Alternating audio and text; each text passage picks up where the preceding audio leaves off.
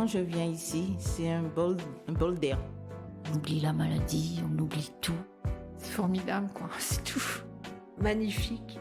Voilà, on trouve tout ici pour se reconstruire après un cancer. On se sent compris. C'est magique.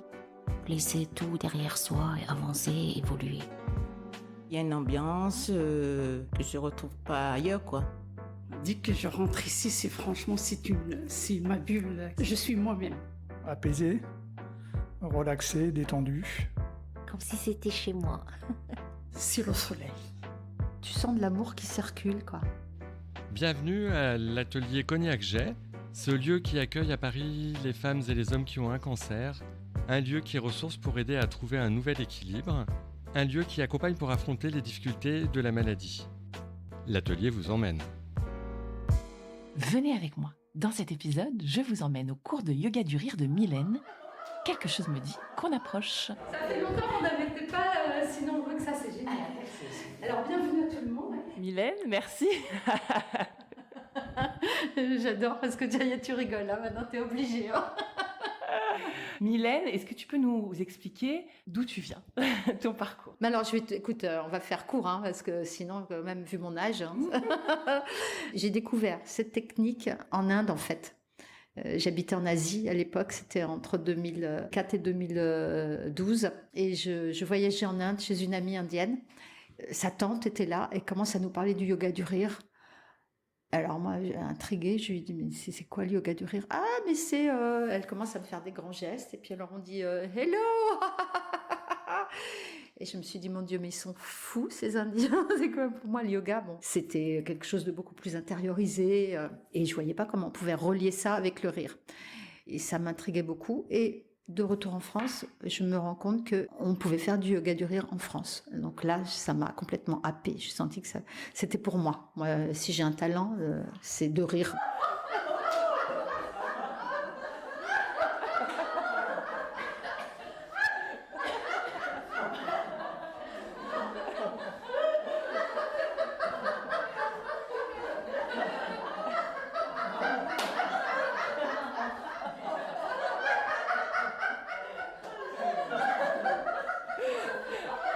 Et donc je me suis dit faut que j'essaye ça, il y a pas de doute.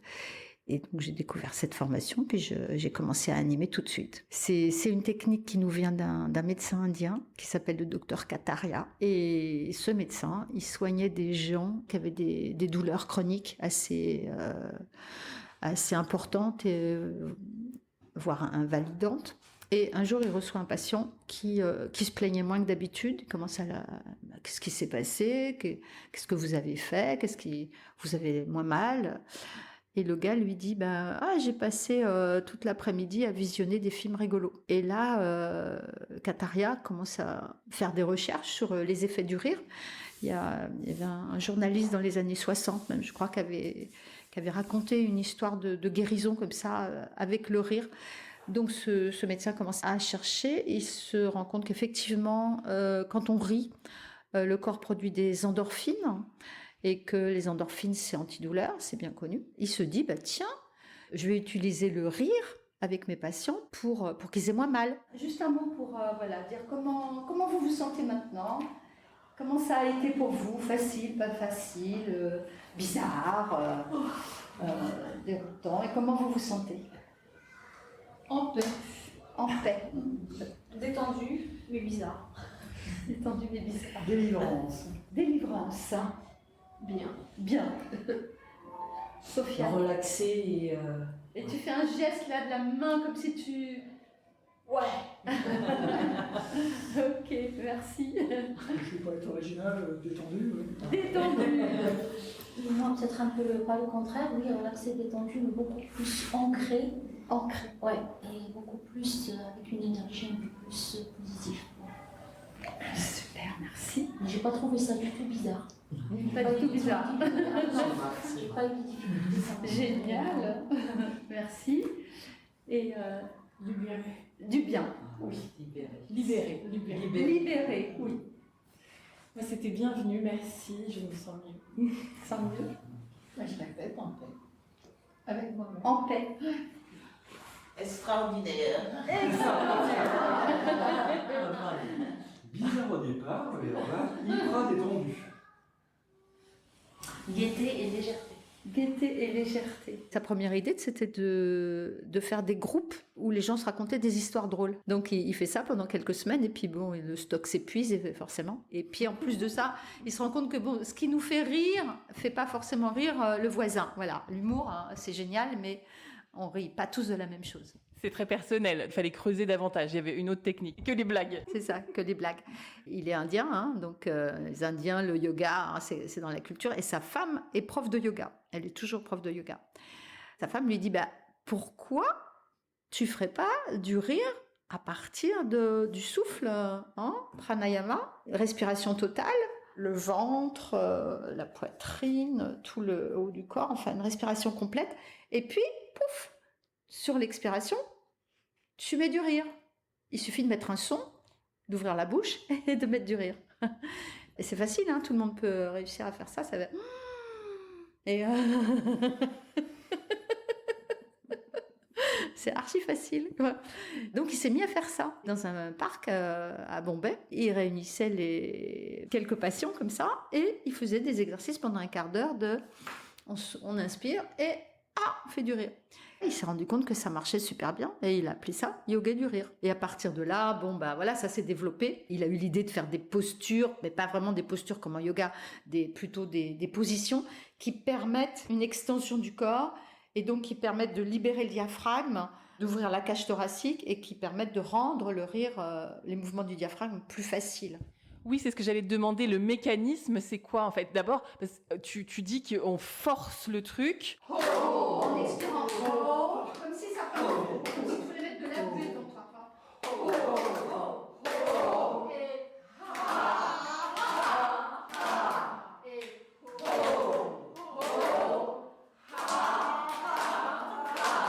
Le grand slogan de Kataria, c'est « Fake it until you make it ». C'est-à-dire, d'abord, tu fais semblant, et puis ça vient tout seul. Ça devient complètement naturel. Il y a un rire forcé au départ. Hein. On décide de rire. On ne rit pas parce qu'il y a quoi que ce soit de drôle. Mais on est assez vite entraîné, et ça devient... on arrive dans des fous rires. Hein.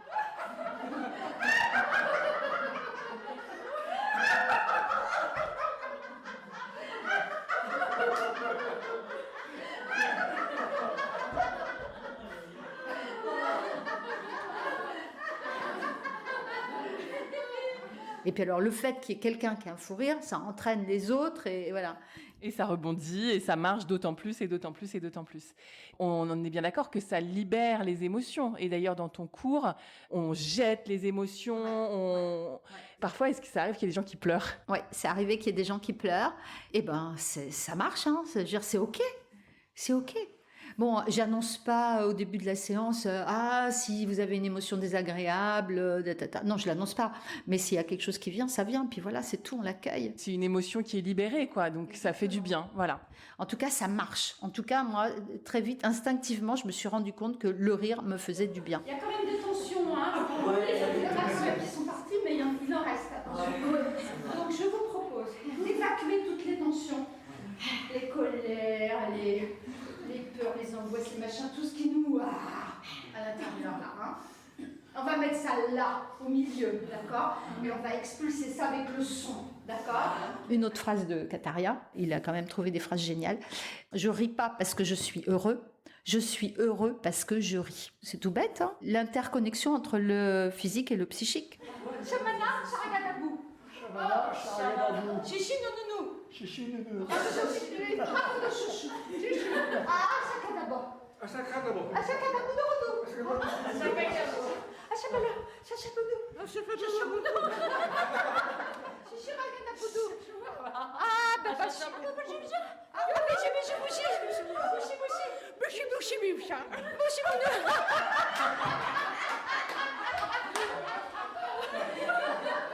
Quand tu envoies un signal joyeux à ton corps, quand tu crées un signal joyeux avec ton corps, le cerveau se dit ouais, tout va bien. Ça marche dans les deux sens en fait. Exactement, ça marche dans les deux sens. Ouais. À qui s'adresse ce cours? Est-ce qu'il faut déjà avoir pratiqué? Non, tu as bien vu, il y a des gens qui... c'est pas la peine d'être souple, c'est pas la peine d'avoir un corps en caoutchouc, c'est pas la peine d'être un yogi confirmé, c'est même pas la peine d'avoir jamais fait un seul cours de yoga dans sa vie, ni même de la gym. C'est vraiment pour tout le monde. Voilà, ça sollicite plus de 300 muscles, mais de manière assez douce en fin de compte. Et on reste dans sa zone de confort, donc on ne va pas au-delà de sa zone de confort. Mylène, qu'est-ce que tu es venue donner? Wow. En fait, donner, mais recevoir aussi. Mais je suis venue partager, c'est une technique, moi, qui me fait tellement de bien. On m'a proposé de venir faire des séances de yoga du rire, j'ai trouvé que c'était une idée absolument géniale. Donc ça me fait du bien et je vois que ça fait du bien à tout le monde. Donc c'est tout, je suis venue donner cette chose toute simple. Est-ce que tu peux me décrire l'endroit où nous sommes, l'atelier Cognac-Jet? Non, je peux pas décrire l'atelier Cognac-Jet. Il y a trop de choses. C'est magique. C'est un endroit magique. Franchement, moi je l'ai découvert en venant justement pour le yoga du rire. C'est un havre de paix et en même temps, c'est une source d'énergie. C'est un endroit de partage, c'est un endroit de chaleur, c'est un endroit de don, d'accueil. T'arrives, il y a le sourire de Karima qui est là, il y a le sourire de Marine, il y a tous les bénévoles qui passent et puis les bénéficiaires. Et franchement, il y a toujours... c'est toujours un endroit... tu sens de l'amour qui circule, quoi. Et je rentre chez moi, je suis gonflée à bloc partout. Tu vois, pas seulement la séance et ce qui est passé dans la séance, mais tout ce qui s'est passé avant, après, autour. Merci beaucoup, Mylène, pour tes mots et pour ton rire. Merci à toi, Magali.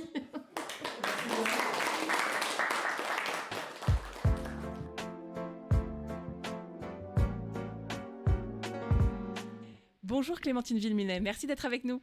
Bonjour. Vous êtes médecin à l'hôpital Cochin, assistance publique des hôpitaux de Paris et également l'une des 3 cofondateurs de l'atelier Cognac-Jet. Alors, on voudrait mieux vous connaître. Parlez-nous de votre parcours. Alors, c'est gentil de me laisser la parole. J'ai un parcours un petit peu atypique, je dois dire. Je suis médecin généraliste de formation, ce qui m'a permis d'exercer dans un cabinet de médecine générale au cœur de Paris. Et puis, je me suis spécialisée en gériatrie. Donc, j'ai abordé de plus près les EHPAD et j'étais médecin coordinateur. Et puis, je me suis rapprochée des soins palliatifs et j'ai travaillé dans une équipe mobile de soins palliatifs à l'hôpital Bichat à Paris et également dans un réseau de soins palliatifs à domicile. Et depuis 11 ans maintenant, je travaille au cœur de l'hôpital Cochin, dans le service de cancérologie du professeur Goldwasser. Donc j'ai une vision assez transversale de la prise en charge et tout mon parcours m'a permis d'avoir une vision assez globale de la personne à soigner. Et donc j'ai côtoyé de près et de très tôt des médecines parallèles. Au cours d'un séjour humanitaire en Inde, dans une léproserie à Titagar. Donc, j'ai découvert la méditation et l'hypnose. Dans l'EHPAD dans lequel j'ai pu travailler, j'ai découvert la réflexologie. Et dans le monde des soins palliatifs, la sophrologie, entre autres. Donc, j'ai rencontré de nouveaux, beaucoup de professionnels passionnés, notamment Karima Firoud, qui travaille maintenant avec moi à l'atelier, et Véronique Durochou, que j'ai rencontrée à Bichat. Et donc, j'ai eu envie de réunir en un même lieu des soignants passionnés, experts, bienveillants, pour accompagner les personnes touchées par le cancer. Et c'est comme ça qu'est née l'idée de construire l'atelier. Alors, dans cet épisode, notre attention se pose particulièrement sur l'atelier de Mylène, le yoga du rire. On a envie d'en savoir plus sur la genèse, justement, de cet établissement. De votre point de vue, de quel constat partiez-vous ? Alors, le constat, il était triple. Tout d'abord, l'état des lieux de la médecine en France, il est excellent. on est souvent négatif, mais en fait, sur le fond, c'est extrêmement positif. L'expertise médicale en France est vraiment de pointe. Les progrès scientifiques ont été majeurs dans le domaine de la cancérologie. L'évolution a été même vraiment fantastique ces 20 dernières années, avec la multiplicité des nouvelles molécules, des nouveaux traitements. Et donc, le cancer devient en fait une maladie chronique. Mais parallèlement à ça, deuxième constat, il y a la problématique des effectifs en France, que ce soit des médecins ou des personnels non médicaux. Et donc, on se retrouve avec peu de médecins, peu de personnel et finalement du personnel, quand il est là, assez peu disponible. Et donc, le troisième constat, assez triste, c'est qu'on se retrouve avec des patients assez démunis qui sont obligés de faire face à une maladie longue et avec des professionnels en face d'eux qui sont finalement assez peu disponibles et finalement des patients qui doivent gérer de leur côté des complications psychiques et physiques au long cours, avec également beaucoup de jeunes, puisque l'âge des cancers diminuant, on se retrouve avec tout un tas de problématiques que l'hôpital ne peut pas, auxquelles l'hôpital ne peut pas répondre. Et donc, il a fallu trouver une solution hors de l'hôpital. Et du coup, à quel besoin répond l'atelier, selon vous, en conséquence de ce que vous venez de nous dire ? Alors, l'atelier, évidemment, il y a 1000 réponses, ça répond à plein de besoins. Oui, bien sûr, on pourrait dire que le fait que ce soit un lieu unique, ce qui permet aux patients de ne pas avoir comme ça accès à une activité, à des activités morcelées, ça simplifie, parce qu'évidemment, il y a une activité proposée énorme en Ile-de-France et ce qui est très énergivore. Donc le lieu unique, c'est évidemment un atout pour l'atelier, évidemment de regrouper une équipe compétente et bienveillante. Ça, c'est ce qui paraît évident, mais à mon sens, au niveau, en tant que médecin, je pense que c'est pas forcément ça qui est le point fort de l'atelier, mais c'est plutôt, je pense, le temps. La disponibilité de temps, en fait, qu'offre cette structure dans son ensemble. Un lieu calme, un lieu beau, un lieu apaisant pour les yeux, pour les oreilles, dans un monde où on vit à 100 à l'heure pour tout, où on est tout le temps dans la culture du zapping, de aller vite, faire vite et beaucoup. Et finalement là, on a une petite bulle calme, avec des professionnels à l'écoute, disponibles, qui dégagent du temps, qui sont là pour la personne. Et je pense qu'avant tout, c'est ça qu'offre l'atelier. Sans idée de productivité pour une fois dans le... Exactement. Du temps pour soi, pour se ressourcer, pour se reposer visuellement, intellectuellement, phoniquement. C'est rare et précieux, effectivement. Tout simplement, ça offre du temps pour soi et pour assimiler, pour vivre le temps présent, en fait. Et c'est en cela que c'est un lieu innovant de votre regard de médecin ? Je pense que oui, sur le fond, on ne cherche pas à produire une quantité d'ateliers. Voilà, c'est une fourmilière mais calme, je pense, enfin j'espère. Et on s'attache beaucoup dans ce lieu à la qualité du prendre soin des personnes qu'on accueille et des bénévoles qui font vivre ce lieu. Donc oui, je pense que finalement...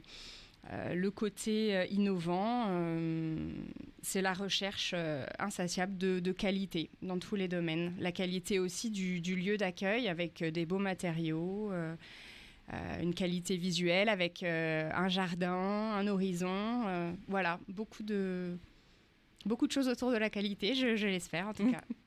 Y a-t-il des conditions pour bénéficier des activités ? Oui, bien sûr, il y a des conditions, déjà le respect des souhaits de la personne et puis ses capacités physiques et psychiques. Donc on s'attache à organiser un entretien d'accueil qui est organisé par une personne qualifiée et qui permet de repérer les incapacités, les contre-indications médicales ou les réticences de chacun, de faire un petit état des lieux qui correspond en tout cas à ce moment-là, aux besoins de la personne. Alors s'il vous plaît, racontez-nous ce jour où vous vous êtes retrouvés autour d'une table avec Thibaut Tenaillot et Véronique Durochou. Est-ce que vous vous souvenez de ce moment où vous vous êtes dit allez c'est parti, on le fait ? Oui, je vous remercie déjà de m'aider à me projeter dans ce moment-là. C'était un moment magique.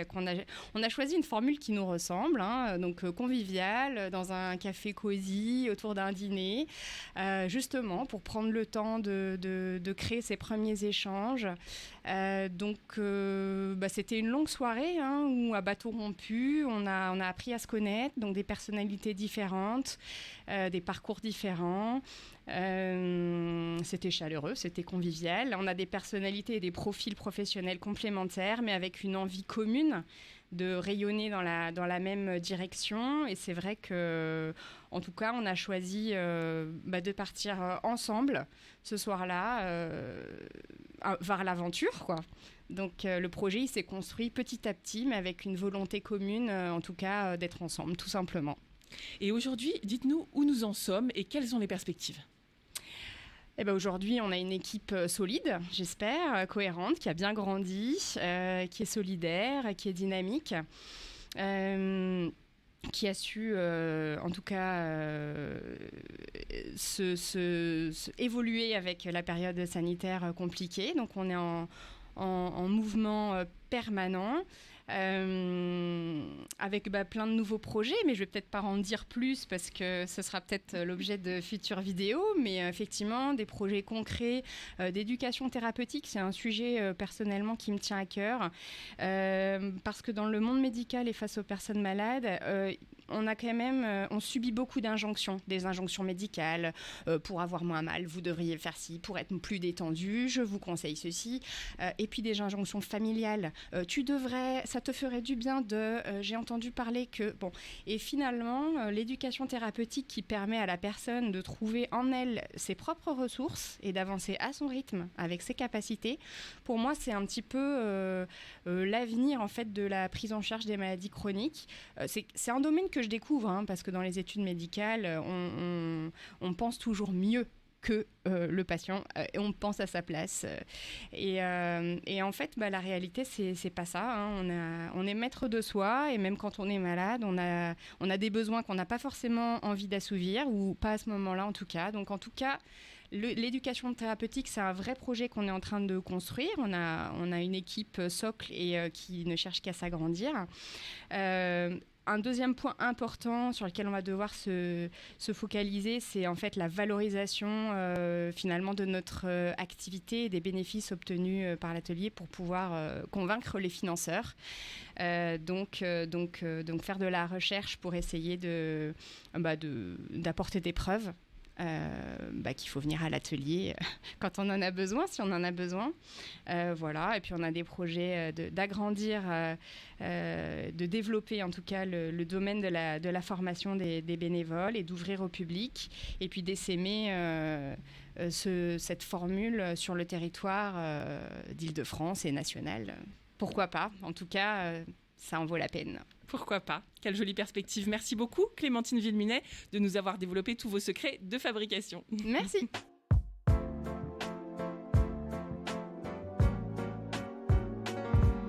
Et c'est le moment de vous présenter Danielle et Nabila, deux femmes bénéficiaires de l'atelier. Bonjour Danielle, qu'est-ce que ça t'apporte, ce cours de yoga du rire avec Mylène ? Je me sens en paix avec moi-même, avec mon corps, qui d'habitude je sens toujours dissocié de ma tête. Et là, vraiment, il y a un lien entre les deux que j'ai bien ressenti. Vous allez sentir une détente, un bien-être, enfin j'espère. Une détente extraordinaire. Moi, je ne pensais pas que j'allais rire autant. C'était difficile, au premier abord, d'arriver à libérer ce rire ?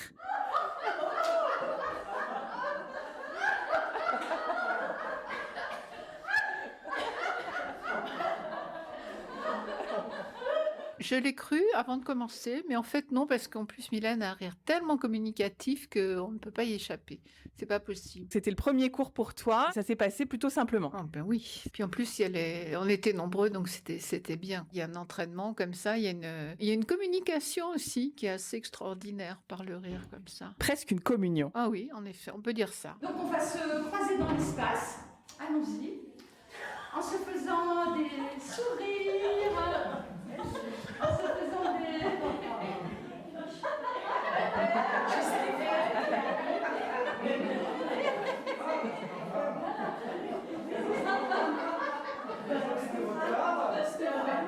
C'est quoi l'atelier Cognac Jet pour toi, Danielle ? Pour moi, c'est un bonheur. Après les traitements, je revis et je découvre beaucoup de choses en même temps. Non seulement il y a la convivialité avec les autres, je me suis fait des relations nouvelles, il y a des amitiés qui se créent, Et puis, toutes les animations sont extraordinaires, quoi. C'est autour du bien-être, mais j'ai découvert une foule de choses, quoi. J'ignorais possible déjà. Ça fait combien de temps maintenant que tu viens à l'atelier Cognac-Jet ? Depuis le mois de septembre. Et déjà, depuis le mois de septembre, tu notes un mieux-être ? C'est évident.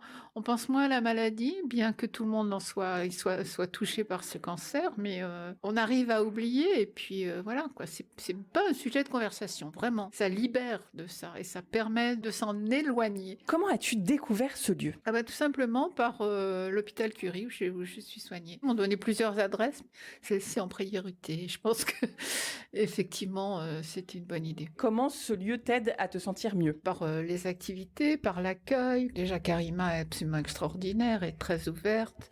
Le lieu est très agréable.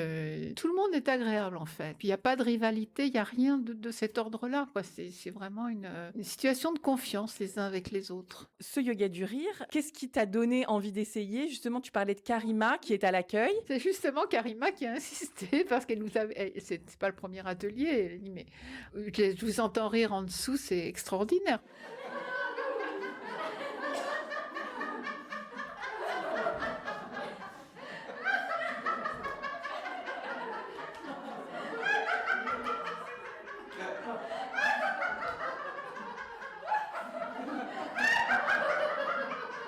La connaissant, voilà, j'ai suivi simplement, mais je regrette pas du tout, évidemment. L'essentiel, c'est effectivement la convivialité. Bon, même en dehors de l'atelier du rire, moi j'anime plus ou moins avec 2 ou 3 autres personnes à l'atelier tricot, qu'on appelle tricot et papotage. Et on passe notre temps à rire aussi. Bon, évidemment, on s'envoie des plaisanteries, des petites vannes comme ça, et on s'amuse beaucoup. Donc c'est une grande détente, c'est extraordinaire d'avoir cette chance de partager ça en plus avec d'autres. Les gens ne sont pas dans la plainte, voilà, ça c'est extraordinaire aussi. Ici, tout le monde a la même maladie, c'est pas forcément évoqué, c'est ça. On en parle comme ça, bon demain je vais en chimio, je vais être fatiguée, je vais pas pouvoir venir, mais ça s'arrête là, les gens ne sont pas dans la plainte, je trouve ça extraordinaire. Merci beaucoup Danielle. Et je m'approche de Nabila, qui fait partie du cours de yoga du rire de Mylène. Bonjour Nabila. Qu'est-ce que ça vous apporte, ce cours de yoga du rire avec Mylène ? C'était la première fois, parce que j'ai fait beaucoup d'ateliers ici, j'ai tout exploré. Et là, c'était une vraie découverte. Ça m'a beaucoup plu, ça m'a donné un bien-être aussi, autrement. Vous avez bien rigolé ou pas ? J'ai très très bien rigolé. Je me suis libérée, j'ai tout dégagé. Oui, et ça m'a donné un bien-être. Vous avez la sensation que ça libère, c'est ça le truc ? Ah oui, carrément, ça libère. Moi, pour une première fois pour moi, bon, j'ai pu m'adapter enfin à la séance parce que je pense, parce que j'ai fait beaucoup d'ateliers, j'ai exploré beaucoup d'activités ici qui m'ont permis d'acquérir un certain bien-être. Ah oui, j'ai comme des outils. Je me suis ici, j'ai eu des outils. Voilà, moi, ce que c'est mon ressenti vers l'atelier. J'ai eu des outils qui m'ont permis de mettre ça en pratique au quotidien. Même maintenant, si je viens pas faire les ateliers, je fais ça à la maison. Je bouge. Et là, on est en train de remuer sur son bassin. On tourne autour de son bassin. Voilà, très bien, en écartant les jambes, en pliant légèrement les genoux. Voilà. Et en mettant les mains sur ses hanches. Voilà. Et on tourne comme ça, tout doucement, autour de son bassin. Voilà, dans un sens. Et puis on peut. On a le droit,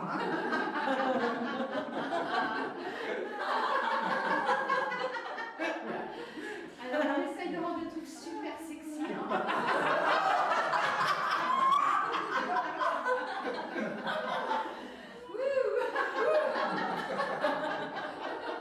J'ai pris aussi d'autres outils que je vais mettre en pratique dans mon quotidien. Comme là, j'ai mal au dos, le massage là qu'elle nous a montré, plein d'exercices qui font vraiment du bien. Parce qu'il faut dire, on est malade. Moi, je suis toujours sous traitement de chimio. Il y a des jours, on peut pas bouger. Même par vision, on n'a pas envie Voilà. L'atelier nous a apporté des choses qui nous permettent aussi de faire ça à la maison, tout seul ou des fois par visio, des fois en présentiel comme ça. Et c'est des outils aussi pour moi qui changent et qui donnent un bien-être. Et là, à cette séance de yoga, j'ai rajouté des outils et je vais les mettre en pratique. Ça vous a pas semblé bizarre au début ? Non, à vrai dire, ça m'a pas semblé bizarre. Pour vous, c'était OK, c'était naturel. C'était naturel, c'était OK. Mon rire est sorti naturellement.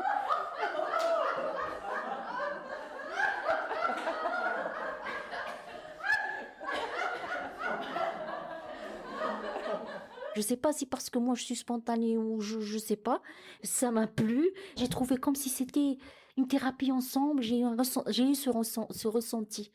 Parce que aussi, si elle a dit que je pense que quand un groupe aussi, on sentait une énergie aussi dans le groupe, on sentait beaucoup de choses. Admiration.